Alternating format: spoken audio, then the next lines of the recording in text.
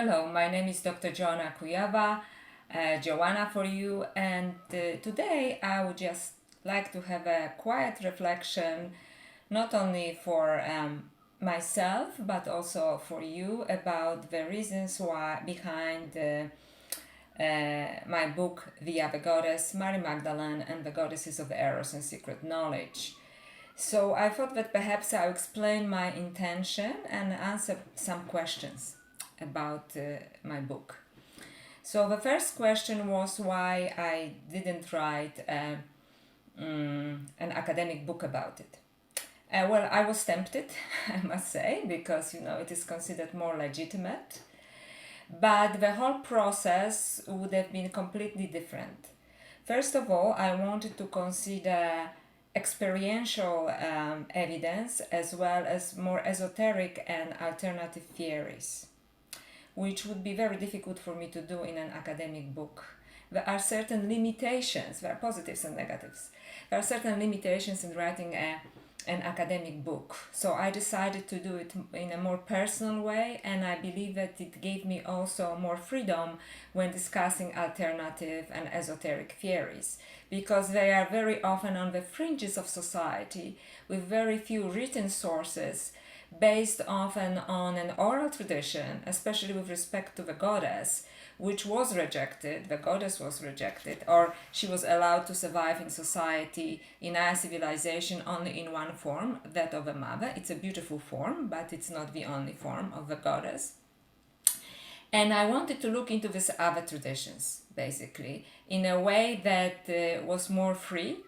And also, I believe that I'm interested, and later maybe I'll write about it again, although probably not another book, about goddess consciousness. So, my explorations of goddess consciousness, which led me to different philosophies such as Kashmir Shaivism, which is a form of esoteric Hinduism, and Christian Gnosticism, goddess consciousness is very different from the logically minded, rational civilization in which we live right now, which is based on pure reasoning, very Cartesian, coming from Descartes, the French philosopher, and something is either good or bad, black and white, female or male, and also it's based on philosophy. And actually, it didn't start with Descartes; it started really with Aristotle, in my opinion, in a big way in ancient Greece with Aristotle, who kind of missed the whole spiritual beauty and the beauty of things ephemeral, I think, in developing his views on physics and logic and so on. When the goddess consciousness, sorry, I'm sometimes looking at my notes, so I will answer the questions. When goddess consciousness is more spiral-like, so this is no coincidence that in Asian portrayals of goddess, she's often portrayed as a spiral, which basically looks very much like our own galaxy, the Milky Way. So it is not a goddess consciousness doesn't work in a straight line. It is a more holistic, intuitive process that some other philosophies talk about as well, such as Taoism and so on. They touched upon this. So basically, in modern parlance, goddess consciousness is more like an intuitive movement. And that's very difficult, and proper scholars, that I say, or anybody in our civilization that carries on any authority, has issues with it because it is not quantifiable, it is not measurable. But because it's not measurable, does it mean that it's not real, right? We all have experiences like that. And they are very puzzling to us because although we are used to them, we do not know how to approach them because we lost this, what I call goddess consciousness. We don't understand it anymore. We trust mathematics, we trust geometry. In fact, there are many people even in alternative circles who talk mostly about, we live in a mathematical universe and so on. And I perhaps would like to dispute it, although I'm not saying 100% it's not true. I'm saying that it depends how you look at it, right? So if you look at it as a mathematician and a logician, you will see the universe as a mathematical equation. But if you look from this point of view of intuitive, more holistic goddess consciousness, then it looks differently and it has nothing to do with mathematics and so on.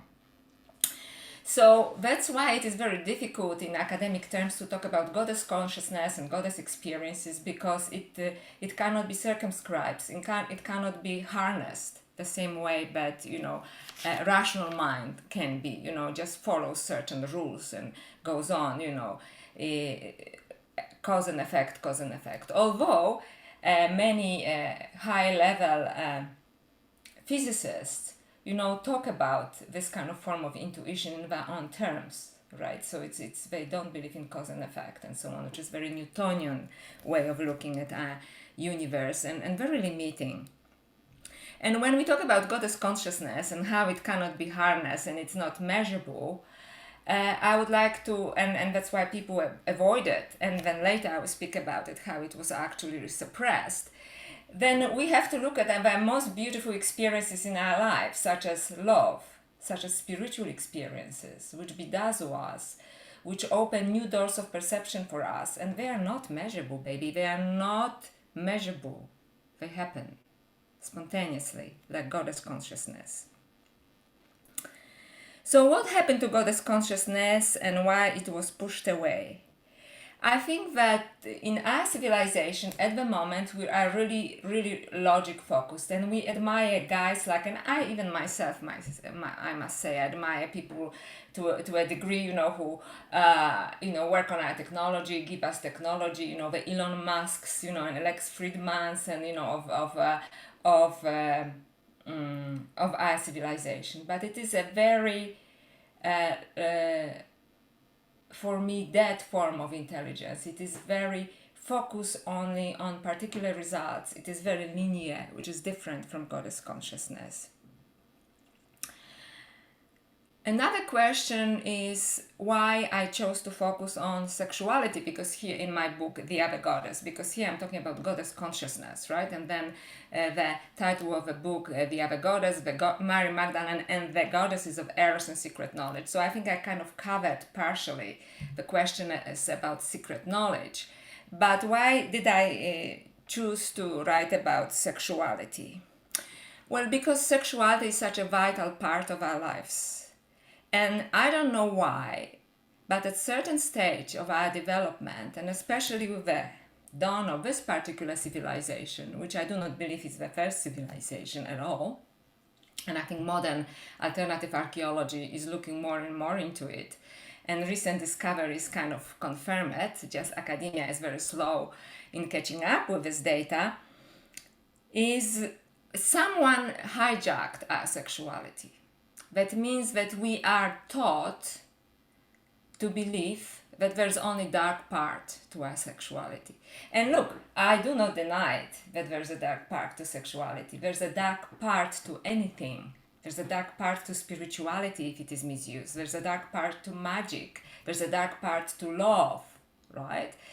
So there is this dark part. But for some reason, all the media, all philosophies, the whole civilization is bent to believe that there is only dark part, and even worse, if you believe some accounts, and some people really looked closely into this, some people actually try to harness this dark side of sexuality for their own benefit, and perhaps they are even the powerful people in this world, as some people argue. I don't go there personally.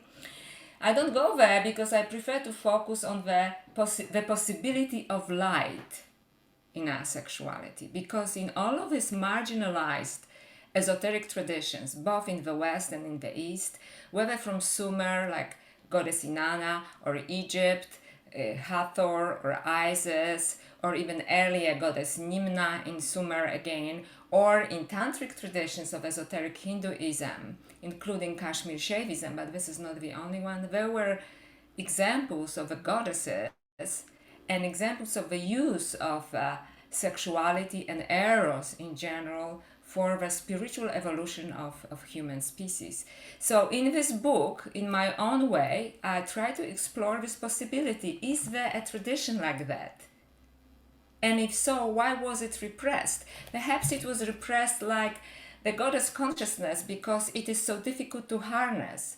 And as I speak in my book, Eros doesn't want to be harnessed. Eros is free. Eros likes to play. And this consciousness is also, goddess consciousness is spiral, just like eros, just like erotic desire. And so I want to ask, in this question, in this book, the question, is there a light side of to sexuality, and has anyone explored it? And the bigger question that is very actual, because all of these other questions that I'm asking right now are very implicit in my book, but the very explicit question in my book is, was there a lineage of the goddesses that actually carried on this tradition of light in our eros? And did they teach people how to use it for our evolution?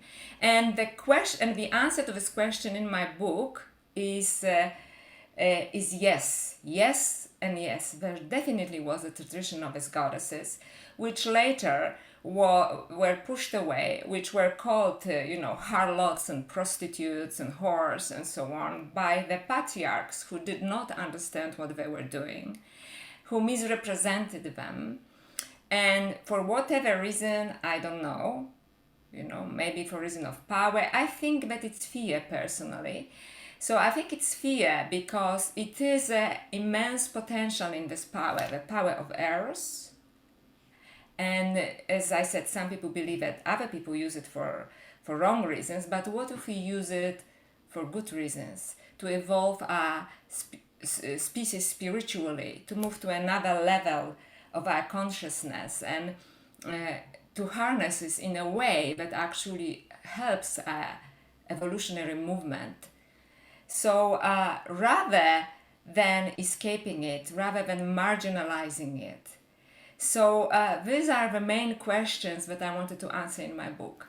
So although I use my academic discernment, I would say, when I was looking about theories, and I say this is a very popular alternative theory, but some, and it's a very famous author, and I said, but for me, that part of his theory really doesn't make any sense because, he's making these huge jumps, that in his arguments that are very, are just a little bit too convenient. So I'm trying to use my scholarly discernment, but at the same time, I do not shy away from going more into the wild side of the exploration, Was sexual alchemy used in the ancient Egypt?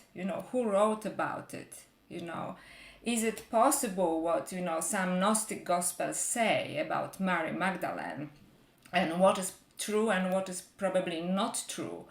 And what did Goddess Inanna really stand for? What about the most tantric of all goddesses, such as Sundari, and she's such a wonderful example because she's truly empowered goddess that take us to the other side, really, of our consciousness, to a higher level, who is very explicitly sexual, and yet in modern days, even in India, she's disregarded, like kind of shady massage parlors are called, Sundari, beauty products are called Sundari. So again, she was stripped of her power. And what I'm trying to do in this book, and what I'm trying to do here with you when we talk about it, I want to reclaim this power for us, for our humanity, for our spiritual evolution. And it's not that I claim that I have any great answers for this. I'm just saying, look, I think this tradition of those goddesses, and actually also earthly women who carried on this tradition as priestesses and sometimes philosophers, and who are pushed away into shadows again, exist. It did exist, and I really wonder what they say and how could we use it to make this world a better place. So this is the main intention behind my book, The Other Goddess, and I hope you will look at it, and I'll be posting more videos, and I would really like to communicate with you about it, because it's an open discussion, whether here on my YouTube channel or in my public page on Facebook. So I really appreciate your time, listening to me, and I hope that you feel intrigued, because I think we should be intrigued by this tradition, and we should explore it, and we should not shortchange ourselves, and we should not just give up our humanity and our spirituality to become some kind of techno-humans. And this is, we are going in this direction actually of transhumanism, when all of these brilliant men, engineers and so on that we admire, that we see on the news, want us to go. And if we do not have an alternative, they will take us there. So I just want us to pause and explore other alternatives of goddess consciousness. Thank you so much. I will leave a link to my book, by the way, for you. Thank you so much.